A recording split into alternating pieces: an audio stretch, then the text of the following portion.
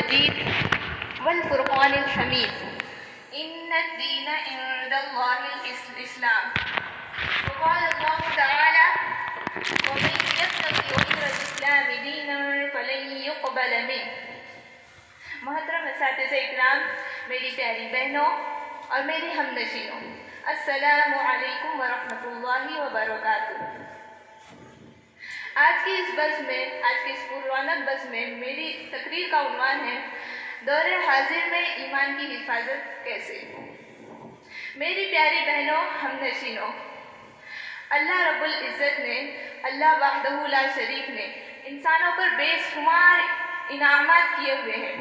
اللہ رب العزت نے انسانوں کو بے شمار نعمتوں سے مالا مال کر رکھا ہے۔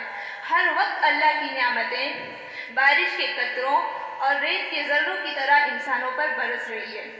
اگر میں یہ کہوں تو بے جانا ہوگا کہ اللہ رب العزت کسی بندے یا بندی سے اگر اپنا فضل اور انعام تھوڑی دیر کے لیے روک لے، کچھ لمحوں کے لیے روک لے، تو اس کے لیے اگلا سانس لینا مشکل نہیں بلکہ مشکل ترین ہو جائے گا۔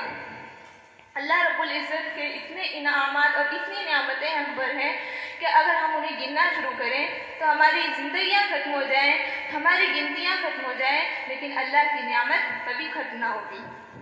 اور اس پر یہ کہ جو ظاہری نعمتیں جو ہمیں اپنے آپ سے دکھائی دیتی ہیں، وہ نعمتیں تو بہت کم ہیں۔ جو نعمتیں ہمیں نظر نہیں آتی وہ نعمتیں بہت زیادہ ہیں۔ اللہ رب العزت خود قرآن پاک میں فرماتے ہیں وَإِن تَعُدُّوا نِعْمَةَ اللَّهِ لَا تُحْصُوهَا، اگر تم اللہ کی نعمتوں کو گننا شروع کرو تو ان نعمتوں کو گن نہ سکو گے۔ میری پیاری بہنوں، ہم نشینوں، دنیا میں جو چیز جتنی قیمتی ہوتی ہے اس کی حفاظت بھی اتنی ہی کی جاتی ہے۔ ہمارے پاس اللہ کی دی ہوئی نعمت، سب سے بڑی نعمت ایمان کی نعمت ہے۔ اس نعمت کو حاصل کرنے کے لیے ہمیں کوئی محنت و مشقت نہیں اٹھانی پڑی۔ ہمیں اس نعمت کو حاصل کرنے کے لیے میلوں اور سالوں کا سفر نہیں طے کرنا پڑا۔ ہمیں اس نعمت حاصل کرنے کے لیے حضرت سمیہ رضی اللہ عنہا کی طرح تکلیفیں برداشت نہیں کرنی پڑی۔ ہمیں اس نعمت کو حاصل کرنے کے لیے حضرت آسیہ رضی اللہ عنہا کی طرح فرعون کے مظالم برداشت نہیں کرنے پڑے۔ ہمیں اس نعمت کو حاصل کرنے کے لیے حضرت بلال رضی اللہ عنہ کی طرح تپتی گرم جھلسا دینے والی ریت پر نہیں لیٹنا پڑا۔ کسی نے کیا خوب کہا ہے، کس کی ہیبت میں صنم سہمے ہوئے رہتے تھے، کس کے ہیبت میں صنم سہمے ہوئے رہتے تھے، منہ کے بل گر کے هو اللہ احد کہتے تھے۔ ہمیں اتنی تکلیفیں نہیں برداشت کرنی پڑی۔ اللہ رب العزت نے ہمیں گھر بیٹھے اپنے ماں باپ کے ذریعے ہمیں ایمان کی بے حد قیمتی نعمت عطا فرمائی، تو اب اس کی حفاظت کرنا ہماری ذمہ داری اور ہمارا اولین فرض ہے۔ آپ دیکھتے ہوں گے کہ دنیا کا بھی یہ قانون ہے، جو چیز جتنی قیمتی ہوتی ہے اس کی حفاظت بھی اتنی ہی زیادہ کی جاتی ہے۔ جب گھر والے کہیں گھر سے باہر جانے کا ارادہ کریں تو انہیں یہ فکر نہیں ہوتی کہ چور آئے گا ہماری چارپائی اٹھا لے جائے گا۔ انہیں یہ فکر ذرا بھی نہیں ہوتی کہ چور آئے ہمارا واشنگ مشین یا فریج اٹھا کر لے کر چلا جائے گا، بلکہ انہیں فکر ہوتی ہے کہ چور کہیں ہمارے نقدی، ہمارے مال، ہماری سونا چاندی، ہمارے زیورات نہ اٹھا لے جائے۔ چنانچہ گھر والے ان ساری چیزوں کو بڑی حفاظت سے محفوظ مقام پر رکھ کر مطمئن ہو کر گھر سے باہر نکلتے ہیں۔ چنانچہ بالکل اسی طرح ایمان چونکہ ہماری سب سے بڑی قیمتی ہے تو اس کی حفاظت کرنا بھی ہم پر اسی طرح ضروری ہے اور ہماری ذمہ داری ہے۔ میری پیاری بہنوں، ہمارے ایمان کا اس دنیا میں سب سے بڑا دشمن شیطان ہے۔ شیطان کا یہی مشن ہے کہ کس طرح اس دنیا سے زیادہ سے زیادہ لوگ بے ایمان ہو کر چلے جائیں، اور وہ اپنے اس مشن پر لگا ہوا ہے۔ وہ ہر وقت اپنے مشن پر کام کر رہا ہے۔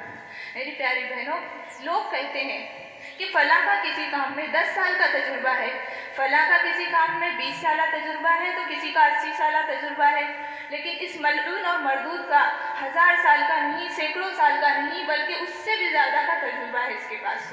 اس نے آدم علیہ السلام سے لے کر آج تک ہر بندے کے ساتھ گیم کھیلا ہے۔ اس کو ہر بندے کی نفسیات کا علم ہے۔ یہ ہر ایک پر اس کی نفسیات کو جان کر اس پر وار کرنا جانتا ہے۔ چنانچہ اس کے پاس علماء اور صلحاء کو بہکانے کے، ان کو اپنے جال میں پھنسانے کے الگ طریقے ہیں۔ اس کے پاس عام انسانوں کو بہکانے کے لیے الگ ٹیکنکس اور الگ طریقے ہیں۔ یہ ہر ایک کی نفسیات کے مطابق اس پر وار کرتا ہے۔ میری بہنوں، میری ہمجلیسوں، ہم تو تھک جاتے ہیں یہ تھکتا بھی نہیں ہے. ہم بیمار ہوتے ہیں, یہ بیمار بھی نہیں ہوتا. ہمیں تو نیند آتی ہے, ہمیں سستی آتی ہے, اسے یہ سب کچھ نہیں ہوتا. یہ اپنے مشن پر لگا ہوا ہے.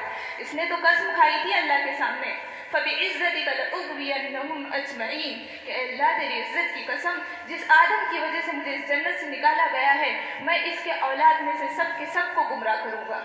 چنانچہ وہ اپنے مشن پر پورا لگا ہوا ہے, ہر وقت ہر لمحے کام کر رہا ہے. میری پیاری بہنوں, میری ہم جلیسوں, ہم جس دور میں جی رہے ہیں یہ دور بڑے فتنوں کا زمانہ ہے. آج ہر طرف فتنہ پھیلا ہوا ہے. گھر ہو, بازار ہو, محلہ ہو, بستی ہو, دینی محفل ہو, دنیاوی محفل ہو, ہر جگہ فتنہ ہی فتنہ ہے. پہلے زمانے میں ایمان کی حفاظت کرنا ضروری تھا, لیکن آج کے اس فتنوں کے دور میں ایمان جس طرح خطرے میں پڑ گیا ہے, شاید کسی دور میں اتنے خطرے میں نہ تھا. ہمارے دور کا سب سے بڑا فتنہ سوشل میڈیا ہے. آج اس سوشل میڈیا کی وجہ سے ایک بندے کے ہاتھ میں پوری دنیا آ گئی ہے. وہ جب چاہے جو چاہے دیکھ سکتا ہے, جو چاہے سن سکتا ہے. اس سوشل میڈیا کی وجہ سے بے حیائی, بریانی, فحاشی کی ایسا طوفان آ گیا ہے کہ بس اللہ کی پناہ. آج کسی سے کسی بات کا کوئی پردہ نہیں, چھوٹا ہو, بڑا ہو, بوڑھا ہو, جوان ہو, ہر ایک کے لیے ہر بات اس سوشل میڈیا کی وجہ سے اوپن ہو گئی ہے. اسی سوشل میڈیا کی وجہ سے آج اولاد اپنے والدین کی نافرمان بن گئی ہے, باغی بن گئی ہے, اور آج بچوں کے مزاج میں چڑچڑاہٹ اور ضد پیدا ہو گئی ہے. کسی نے کیا خوب کہا تھا, اس اجالے سے تو بہتر تھا اندھیرا ہوتا, اس اجالے سے تو بہتر تھا اندھیرا ہوتا. روشنی لائی ہے منزل سے ہمیں, بہت دور ہمیں. ہمارے اس دور کا ایک اہم فتنہ بدعت و خرافات کا فتنہ بھی ہے. آج لوگوں کو دین کا علم حاصل کرنے کے لیے آج لوگ مستند علماء کی طرف رجوع نہیں کرتے. لوگ دین کا علم اپنے جیسے لوگوں سے حاصل کرتے ہیں, ادھر ادھر سے حاصل کرتے ہیں, سوشل میڈیا سے حاصل کرتے ہیں.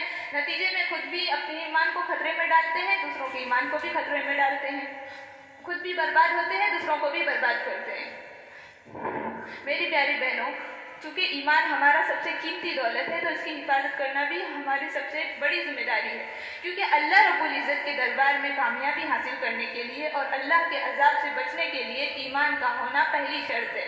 اللہ رب العزت کا قرآن پاک میں صاف اعلان ہے, وَمَن يَبْتَغِ غَيْرَ الْإِسْلَامِ دِينًا فَلَن يُقْبَلَ مِنْهُ, جو اسلام کے علاوہ کوئی دوسرا دین اختیار کرے گا تو وہ اس سے قبول نہیں کیا جائے گا, اور وہ آخرت میں خسارے میں ہوگا. ہمارے دور کا ایک اور فتنہ مال کا فتنہ ہے. جیسا کہ رسول اللہ صلی اللہ علیہ وسلم نے فرمایا تھا, ان لکل امت فتنہ وفتنۃ امتی المال. بے شک ہر امت کے لیے ایک فتنہ ہے, اور میری امت کا فتنہ مال ہے. آج جب ہم اپنے معاشرے میں نظر دوڑاتے ہیں تو ہمیں یہ حدیث 100% صحیح نظر آتی ہے.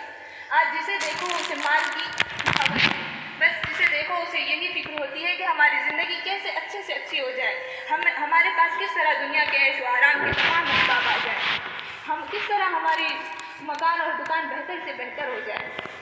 آج تو لوگ تعلیم بھی اس لیے حاصل کرتے ہیں کہ اگر تعلیم اچھی ہوگی تو ڈگری اچھی ہوگی, جب ڈگری اچھی ہوگی تو جاب اچھی ہوگی, جاب اچھی ہوگی تو پھر مال و متاع کی فراوانی ہوگی, روپیے اور پیسے کی ریل پیل ہوگی.